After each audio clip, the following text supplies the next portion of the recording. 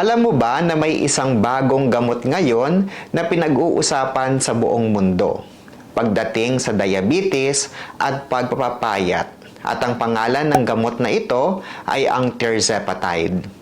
Sa social media, baka nga nakita mo na ito o narinig mo na. May mga taong nagsasabi na mabilis daw ang epekto nito sa pagpapabawas ng timbang. May iba pa nga na tinatawag itong miracle injection. Dahil dito, parami ng parami ang curious at mas marami na rin ang gustong sumubok. Pero habang tumataas ang demand, may kasabay itong problema na hindi masyadong napapag-usapan. Dumarami ang gumagamit ng gamot na ito nang walang tamang gabay. At mas nakakabahala, may mga kumakalat na mga produkto sa market na hindi sigurado kung ligtas o tunay. Kaya bago ka man maengganyo, importante na maintindihan mo muna kung ano ba talaga ang tirzepatide, paano ito ginagamit, at sino lang ba ang dapat gumamit nito. Ako si Renz Marion at welcome po sa aking YouTube channel. At kung bago ka pa lang sa aking channel, please click the subscribe button at notification bell para lagi kang updated sa aking mga YouTube uploads.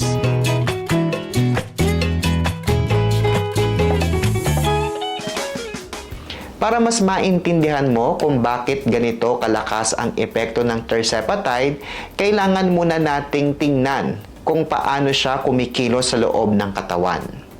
Ang tirzepatide ay isang uri ng gamot na nakakaapekto sa tinatawag na incretin system. Ito yung sistema sa katawan na tumutulong mag-regulate ng blood sugar at kontrolin ang gutom, lalo na pagkatapos kumain. Ang kakaiba sa tirzepatide, hindi lang iisa ang tina-target niya. Dalawang pathways ang sabay niyang ina-activate. Parang may dalawang switch na sabay niyang binubuksan para mas maging efficient ang epekto.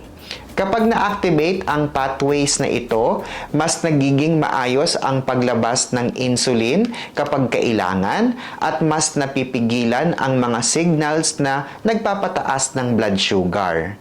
Pero hindi lang doon natatapos. May epekto rin ito sa communication ng tiyan at utak mo. Ibig sabihin, mas mabilis nakakaramdam ng pagkabusog ang isang tao at mas nababawasan yung urge na kumain kahit hindi naman talaga gutom. So instead na pilitin mong kontrolin ang sarili mo, parang tinutulungan ka na mismo ng katawan mo na kumain ng mas kaunti. At dito mo makikita kung bakit hindi lang siya basta pang diabetes na gamot. Kasi yung epekto niya, umaabot hanggang sa appetite control at eating behavior. Pero importante rin na tandaan, hindi nito pinapalitan ang tamang pagkain at lifestyle. Ang ginagawa lang niya ay ginagawang mas manageable ang proseso. Ngayon, pag-usapan naman natin kung bakit sa maraming gumagamit, kapansin-pansin talaga ang pagbabago sa timbang. Hindi lang ito dahil sa mas konti ang kain, mas malalim pa ang nangyayari sa kanilang katawan. Una, nagkakaroon ng pagbabago sa timing ng gutom. Hindi ka agad nagugutom tulad ng dati. Yung dating ilang oras pa lang pagkatapos kumain, naghahanap ka na ulit ng pagkain, nag-iiba iyon. Mas tumatagal na bago bumalik ang gutom. Pangalawa, nag-iiba na rin ang reaction mo sa pagkain. May mga tao na nagsasabi na kahit paborito nilang pagkain, hindi na ganoon kalakas ang hatak. Hindi dahil pinipigilan nila ang sarili nila, kundi kusa talagang nababawasan yung interest. Pangatlo, mas nagiging controlled ang pagkain sa bawat meal. Mas mabilis kang makontento sa mas maliit na portion at hindi na umaabot sa overeating. At kapag pinagsama-sama mo ang mga ito, mas bihirang gutom, mas kaunting cravings, at mas maliit na portions. Doon na pumapasok ang tuloy-tuloy na pagbaba ng timbang. Pero importante ring linawin, iba-iba pa rin ang response ng bawat tao. May mga mabilis ang epekto, meron ding mas gradual. Hindi ito pare-pareho at hindi rin instant. Dahil nabanggit natin na iba-iba ang response ng bawat tao, pag-usapan naman natin kung paano ito nagkakaroon ng mga iba't ibang side effects. Sa mga gumagamit ng tirzepatide, ang pinakakaraniwang nararanasan ay may kinalaman sa tiyan. May mga nakakaranas ng pagduduwal, lalo na sa unang mga linggo. Yung iba naman parang laging busog kahit kaunti pa lang ang nakakain hanggang sa umabot sa punto na halos wala nang ganang kumain. Mayroon ding nakakaranas ng pagsusuka o kaya naman pagtatae. Sa iba naman, kabaligtaran, nagiging constipated sila. At dahil nababawasan ang pagkain, may mga tao na nakakaranas ng panghihina o madaling mapagod. Lalo na kung hindi nila namomonitor ng maayos ang kinakain nila. Ngayon, hindi ibig sabihin na mararanasan mo lahat ng ito. May iba na mild lang ang epekto. Meron ding halos wala. Pero, meron ding mas sensitibo ang katawan na mas matindi ang nararamdaman. At dito nagiging importante ang tamang pag-adjust ng dose at close monitoring. Mayroon ding mas seryosong kondisyon na bihirang mangyari pero kailangan pa ring bantayan. Tulad ng matinding pananakit ng tiyan na pwedeng senyales ng problema sa pancreas. Kaya kung may nararamdaman ka na hindi normal, lalo na kung tuloy-tuloy o lumalala, hindi dapat ito ini-ignore. Dapat agad itong ipagbigay alam sa inyong mga doktor. Ngayon, pag-usapan naman natin kung paano talaga ginagamit ang tirzepatide sa actual setting. Hindi ito iniinom tulad ng karaniwang gamot, ito po ay ini-inject at kadalasan ginagawa ito once a week. Ang injection ay pwedeng iturok sa bahagi ng tiyan, hita o braso. At may specific technique para dito. Kaya kadalasan, tinuturo muna ng healthcare professional kung paano ito gawin ng tama. Isa sa pinaka-importanteng bagay na dapat maintindihan dito ay hindi agad nagsisimula sa mataas na dose. Dahan-dahan ang pagtaas ng dose over time. Ang goal nito ay bigyan ng pagkakataon ang katawan na mag-adjust para hindi maging biglaan ang epekto at manageable ang mararamdaman. Habang tumatagal, pwedeng baguhin ng doktor ang dose depende sa response ng katawan, kung gaano ka-epektibo at kung paano mo ito natotolerate.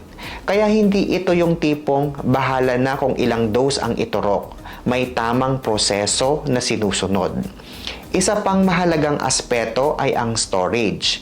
Kailangan itong nakastore ng maayos, kadalasan sa tamang lamig, para hindi masira ang gamot at manatiling effective. At dahil injection ito, may responsibility din sa tamang handling, malinis na paggamit, tamang pagtatapon ng needles at pag-iwas sa reuse.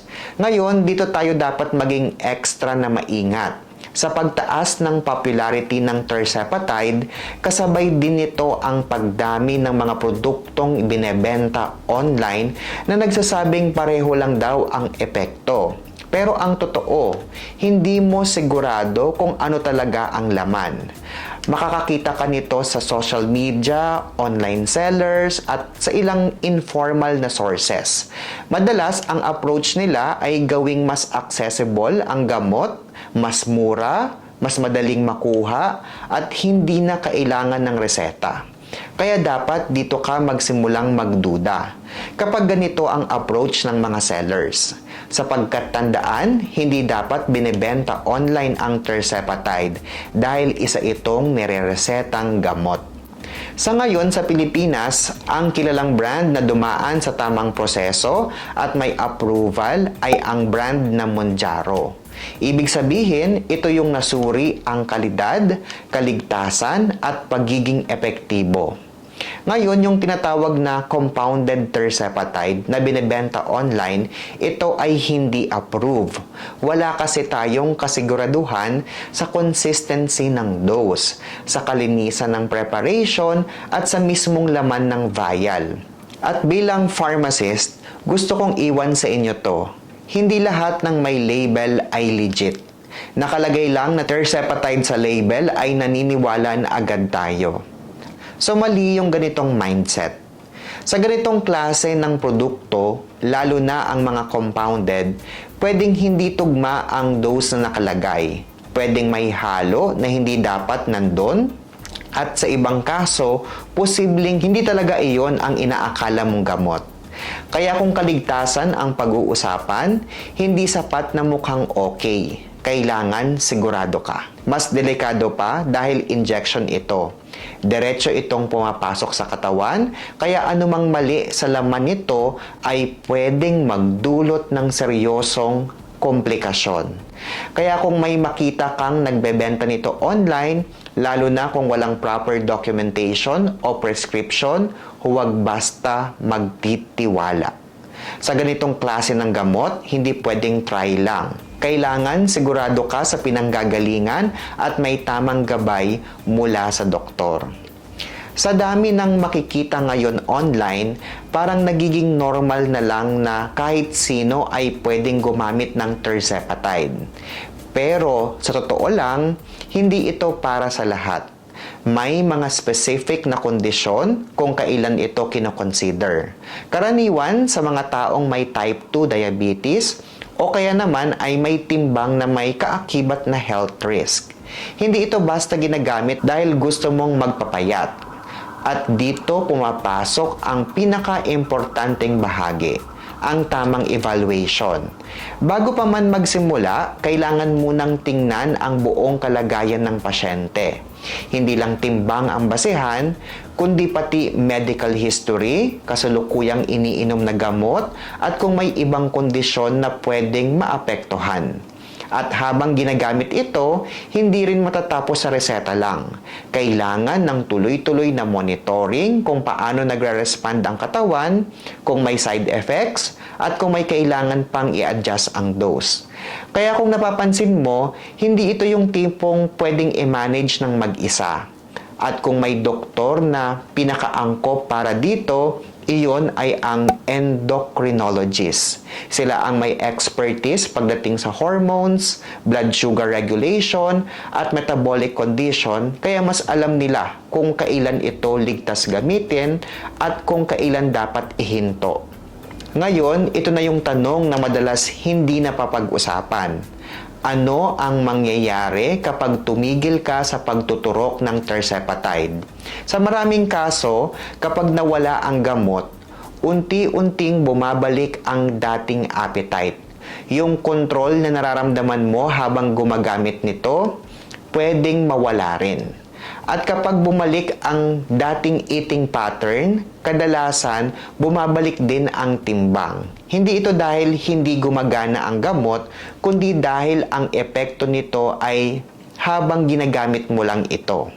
Kaya importante itong maintindihan. Ang tirzepatide ay hindi permanenteng solusyon. Isa lang itong tool. Kung hindi sasabayan ng pagbabago sa pagkain, galaw at lifestyle, mahirap i-maintain ang resulta sa long term. At dito papasok ang pinaka-importante sa lahat, consistency. Hindi yung consistency sa gamot, kundi consistency sa habits. Kahit gaano pa ka-effective ang isang gamot, kung babalik ka rin sa dati mong routine, babalik at babalik din ang epekto. So to be clear, oo, may tulong ang tirzepatide, pero hindi nito pinapalitan ang disiplina at tamang lifestyle. Kung may natutunan ka sa video na ito, at gusto mo ng mas malinaw na explanation tungkol sa mga gamot na nakikita mo online, make sure to follow and subscribe. Muli, ako po si Renz Marion, isang licensed pharmacist at nurse. Maraming salamat po sa inyong panonood at ingat po kayo palagi. Bye!